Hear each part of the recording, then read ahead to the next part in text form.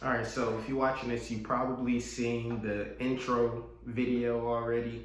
I'm doing it in the same day because why not? I'm sitting here, why would I just record that one and then wait to the next day to get the ideas out? Um, Another thing that I didn't say in the intro video is that I'm not claiming to be an expert. I'm not claiming to be a scholar. I'm definitely not claiming to be a conspiracy theorist or nothing like that. I'm just a guy who's lived life, been on a journey, a physical journey and a spiritual journey that refuses to deny his eyes and ears and mind.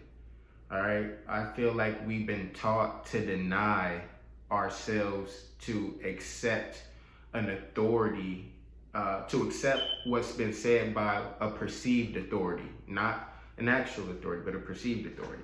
What I mean by that is we can look up and see that the sky is blue, but the powers that be will tell you via whether it's a scientific journal, whether it's news, whether it's whatever it is, right? A social media public figure, who knows? They'll look up, they'll tell you, hey, you have to accept this top-down information in order for it to be true. You have to accept this reputable source. No, you can't trust your first-person witnesses, your eyewitnesses, your experiences, each other. Don't trust each other. Look at us and we're going to tell you what's going on. And that's what you should believe. And that's what's deemed as fact in this life. Top-down information, it has to come up from up there in order for it to be true. So we can look at the blue sky, but if Fox and CNN and school and college doesn't tell us that the sky is blue, and obviously I'm using a very simple example so that everyone can follow along. They tell us the sky is purple. When we all see the sky is blue, we can't trust each other because we're not that reputable source that we're supposed to be listening to. So guess what? To mainstream media, to mainstream information, the sky is purple because they said so and it's agreed upon by experts. All right?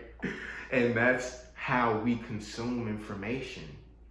That's how we determine what we want to believe in. And I think it's time to believe in thought, believe in observation. That's real science. Believe in our ability to think and not just believe in it, to use it, because we don't use it a lot of times, which is why we fall for a lot of things. I know that was very long, but it all makes sense by the end of this. So just to get into the thing that I'm going to be talking about, and you can accept what I say, you can discard what I say, it doesn't matter. This whole thing is for you to follow the journey and draw your own conclusion. All right, so the first thing I want to talk about is us living on this planet with consciousness, with emotion, with relationship to one another, with structure, with society, tools and technology. And this is the world we live in. If I'm not mistaken, about 49% of the world is impoverished, like really, really, really poor.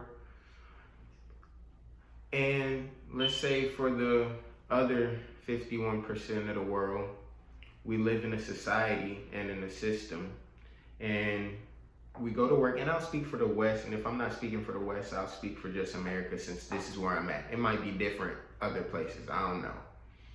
But we work, go to work for a giant corporation mainly. You get paid by this corporation, and then the government takes a little bit of the money that you earn, and then you go and spend the money that you got from a big corporation and you send it back up to many other, oh my gosh, All right, so I don't know if this interrupted my video, but it just said that my phone was dying, but I pressed the close thing, so I'm just picking up from where I was. But anyway, you get paid from a company, a giant company, and when you get paid, the government takes a little bit of the money that you make, taxes, and then you go and you give that money back to other giant companies.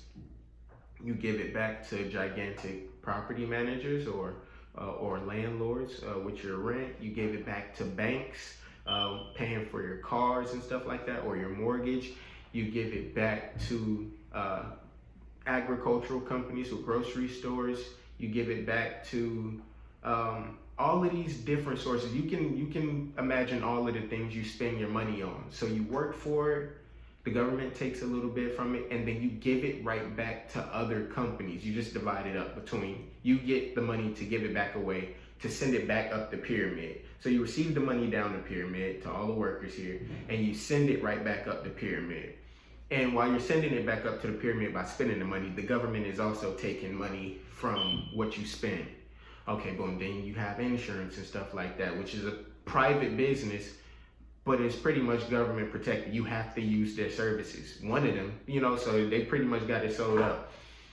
Now, I bring this up because what are we doing this for? We know this is how you're able to be a part of society. This is how you're able to actually be a functioning member, right? So what are we sold? Via media, via marketing, we're sold more things.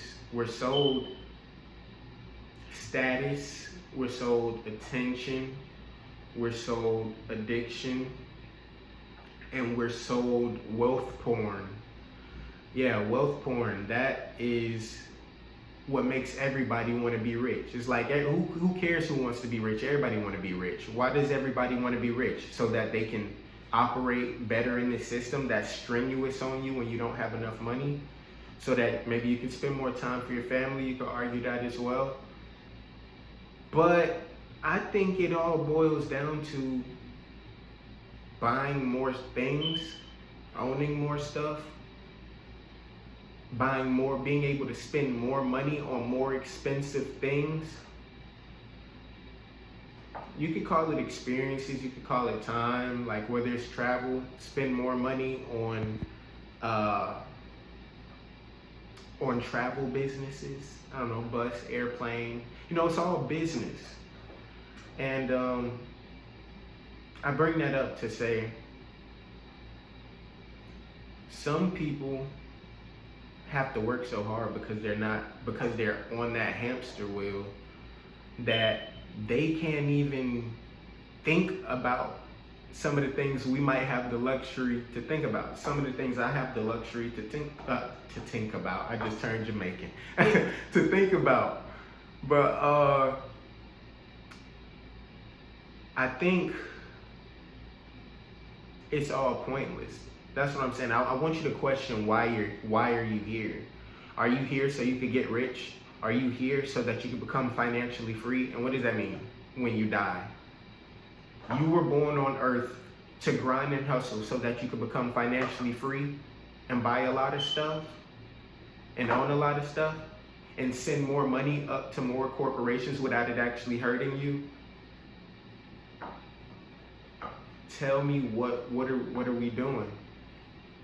If that's not what we're here for, then we have to kind of question the true reason that we're here. I mean, on this planet, within this system, we have all of these things that's caused. And now one of the things I want to get into is addiction, because companies, people in high places, they prey on children. You know what I'm saying? Like, I could sum up everything I'm trying to say because I know I'm being very wordy. The shortest way to sum it up is the common people are being used as a battery to energize heaven on earth for a few people at the top of the pyramid that's destined for hell. That's what's going on. You are a battery to fuel heaven on earth for someone else. Most people will never get to experience that heaven on earth, that financial freedom, that any of the ideas that they've sold us on TV and through music. Most people will never get to experience it for a plethora of reasons, not because it's completely impossible, just because of circumstances and mindsets and the system itself. And I say that because where is this money going to? You have giant corporations, you have government, you have organized crime, and then I'll say banks. I was going to leave banks within corporation, but we'll just say a different thing. Banks, organized crime, giant corporations, and government, right? Let's say those are the entities at the top of the pyramid, and whoever's over those are the wealthiest of the wealthiest.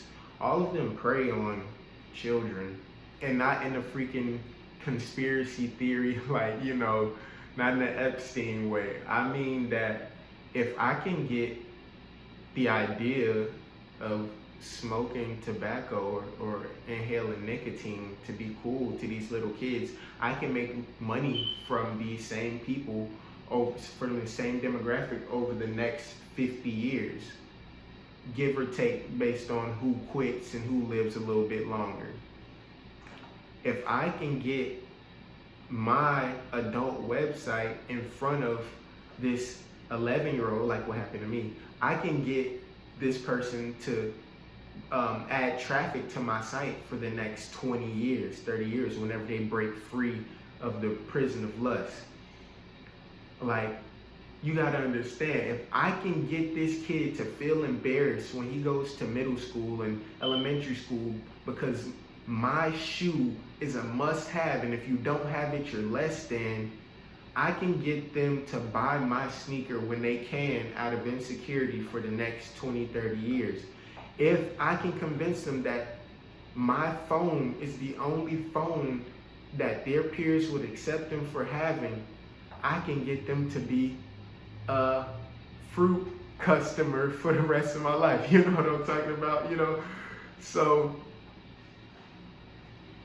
all of these entities, they prey on you when you're young via TV, music, social engineering, and you become a lifelong customer of theirs, right? So your whole idea, you want to be rich, your whole idea of your life on earth is to be successful and to be rich and to buy all of the things you want to buy, eat what you want to eat. And if it's nothing outside of that, this is a miserable existence.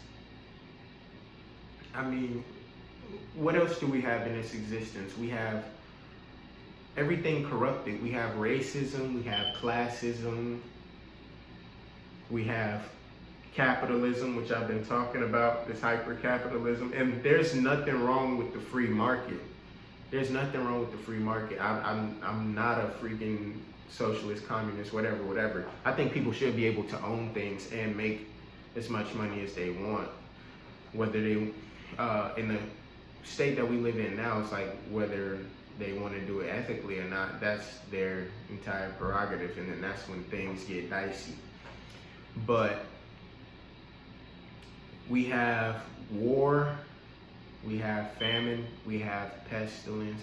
You know, we've always had those things, but we have natural disaster. But look at how we have gangs, we have drug addiction, drug abuse, alcohol abuse, and the sales of those things.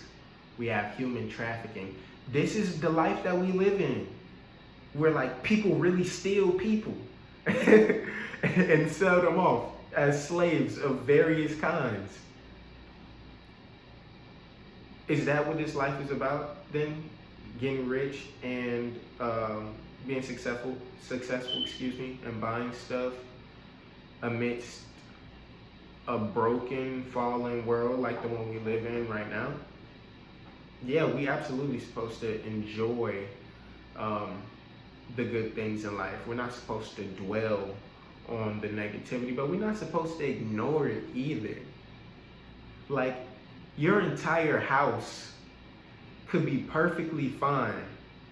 If you have a giant snake that's only in your bathroom, you're not gonna be like, oh, you know what, it's cool, like the snake's only in the bathroom. We shouldn't even think about it. Look at how beautiful our house is. Look how amazing and cozy our home is, and leave the snake in the bathroom.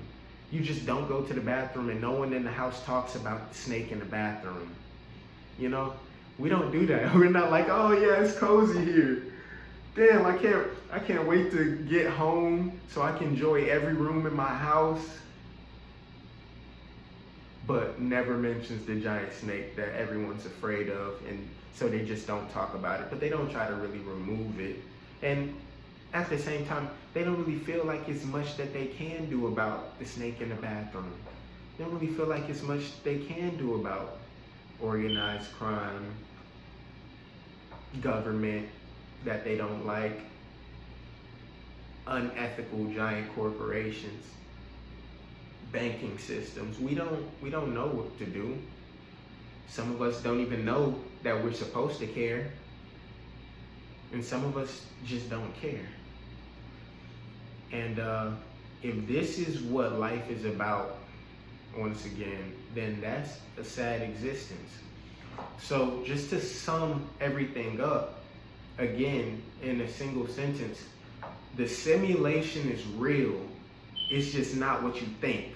This isn't a computer simulation. We're not engineered by aliens. We're not inside of a computer system. We're not inside of a simulation designed by AI. The simulation is the fact that society functions a certain way that produces predictable outcomes without failure. Sure, there's exceptions to the rules. Exceptions do not negate the rule. Anomalies, if you will. Sure, there's anomalies, but for the most part, they can predict what a person's income would be based on what their parents' income was. They can tell the level of education that you might get based on your geographical location. They can tell what diseases or health risks that you might have based on your demographic. You get what I'm saying? That's a simulation. They can tell you what percentage of black people can do this and what percentage of white people do this and what. That's a simulation. That's what the simulation is. The fact that everyone thinks, oh my God, we're in a AI or a robot simulation or none of this is real. No, this is as real as it gets. That simulation would be the better option than this, because there's real lives, real suffering, and real endurance going on right here. And it's not because it's a simulated reality. It's because the system itself, the way it's set up, is the simulation. That's what people are not getting. I think people are more in love with the idea of feeling like they're deep thinkers than they are the idea of what actually makes sense. I think people love to feel different. They think they could. I hate deep conversation. They spark up a conversation with you. You believe all this is a simulation? You believe aliens planted us here? You believe AI? Come on, bro. Come on, bro. So what I came here to tell you today is to think about the life that we live. Think about the catastrophe and the tragedy that we experienced. Think about the economic slavery that we experience. Think about the real slavery that humans experience. I'm talking about the miners, not miners like children. I'm talking about, the people in the mines. Shit, the actual miners in sweatshops. I'm talking about chattel slavery. I'm talking about sex slavery. I'm talking about being conditioned by media, by marketing, telling you what you should like, what you should enjoy, and how you should feel if you're without it, to build up the demand to buy their product. Is all literally a manipulation. So we live in a society that plays with our quality of life and our mind. And on top of that, you know, the conditions that's produced through these things, like poverty or crime or you know, educational deficiencies, whatever the heck it is that causes humans to be against each other, to kill each other. Like, you can talk about regular street petty crime, regular Joe Schmo interactions where they bumping heads, where they kill each other, steal from each other, all of this stuff. This is the life that we live in. Nothing is fixed, even though we know all of this stuff is happening. It's almost like all of the negativity in the world is only the expression of what's actually happening. It's the symptom of the real problem. And we attack the symptom so much that we think that we're making progress. So we call ourselves, people call themselves forward thinkers. It doesn't make it better of you being a forward thinker if you're going in a circle. Okay, you can think forward all you want, and you're redoing the same exact things. You're not forward thinker, and we're not moving forward. We're attacking symptoms of the simulation. All right? I kind of went on a tangent and a rant, but the simulation is real, but it's not what you think. All right? Everything I just talked about is the simulation. Take it or leave it. This is my observations, thoughts. I'm sure I'm not the only one. If you relate, if you've seen, thought about, whatever, drop it in the comments. I'm doing the YouTube part again. Other than that, just like it, subscribe, and I'll catch y'all in the next video.